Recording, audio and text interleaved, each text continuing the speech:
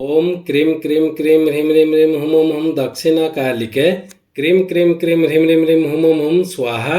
माँ दक्षिणाकालिके नमः। प्रसन्नो वरदो भव, प्रसन्नो वरदो भव, प्रसन्नो वरदो भव। सिद्ध साधक परिवार के इस चैनल में आपका स्वागत है। चैनल में गुप्त से गुप्त दुर्लभ साधनाएं चल रहे हैं। जानने योग्य बातों पर चर्चाएं भी होते आ रहे हैं। साथ ही साथ शक्तिशाली से अति तीव्र शक्तिशाली टोटके भी दिए जा रहे हैं।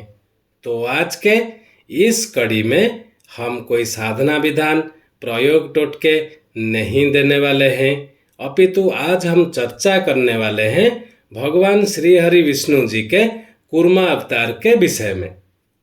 तो भगवान जी के दशावतार के अंदर सबसे महत्वपूर्ण अवतार है। आज उनके विषय में पूर्ण जानकारी देंगे ताकि आप सभी लोगों को भगवान श्री हरि विष्णु जी के कूर्म अवतार के विषय में पूर्ण ज्ञान प्राप्त हो।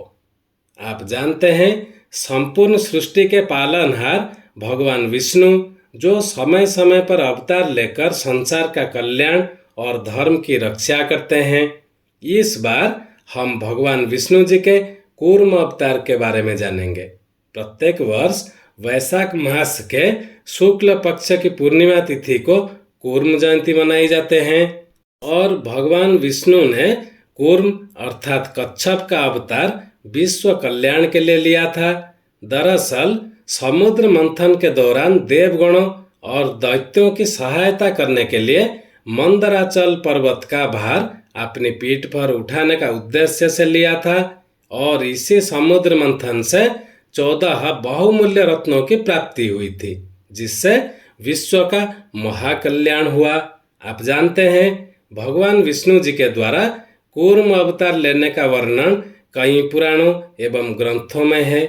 कई पुराणों में इस संदर्भ में पाया गया है कि एक बार ऋषि दुर्वासा इंद्र से मिलने गए, तब वे अप्सराओं के नृत्य और आमोद प्रमोद क्रिया में इतने मग्न थे कि उन्होंने ऋषि दुर्वासा को स्वर्गलोक में स्वागत नहीं किया और जो वैजयंती फूलों की माला उन्होंने इंद्रदेव को उपहार में दी, वह माला ऐरावत को पहना दी, लेकिन उन फूलों की सुगंध उसे पसंद नहीं आई और उसने माला को पैरों तले रौंद दिया।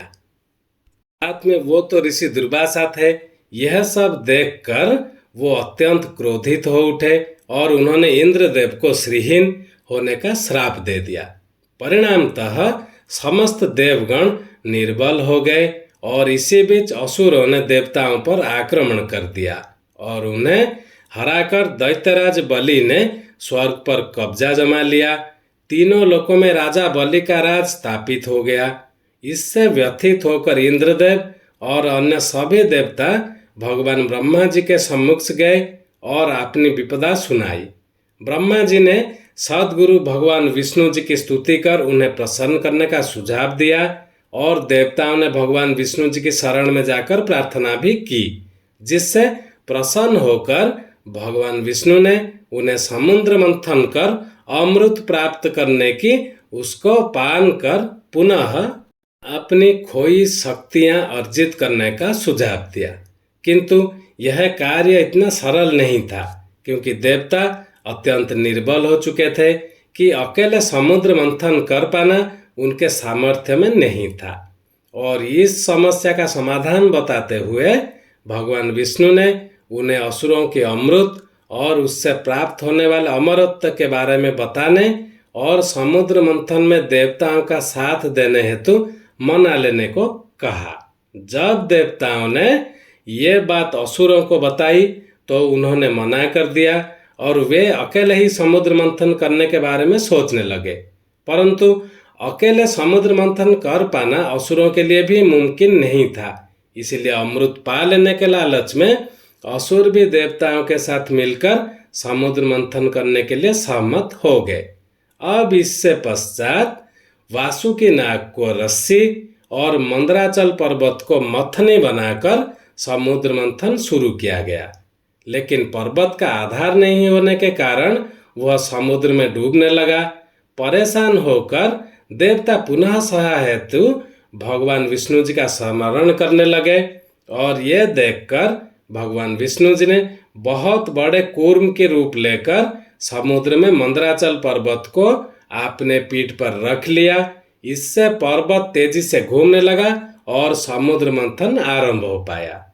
मथते मथते बहुत देर हो जाने के बाद भी जब अमृत न निकला, तब भगवान ने सहस्राबाहु होकर स्वयं ही दोनों ओर से मथना प्रारंभ किया और इसके बाद उस समय हलाहल विष निकला, जिसे पीकर भगवान शिव जी नीलकंठ कहलाते हैं। इसी प्रकार समुद्र मंथन से कामधेनु, उच्चैश्रवा, ऐरावत, कौस्तुभमणि, पारिजात वृक्ष, कल्प वृक्ष, वारुणी, माँ, महालक्ष्मी, वारुणी धनुष, अप्सराएं, चंद्रमा, पांचजन्य शंख, धन्वंतरी और अंत में अमृत निकला।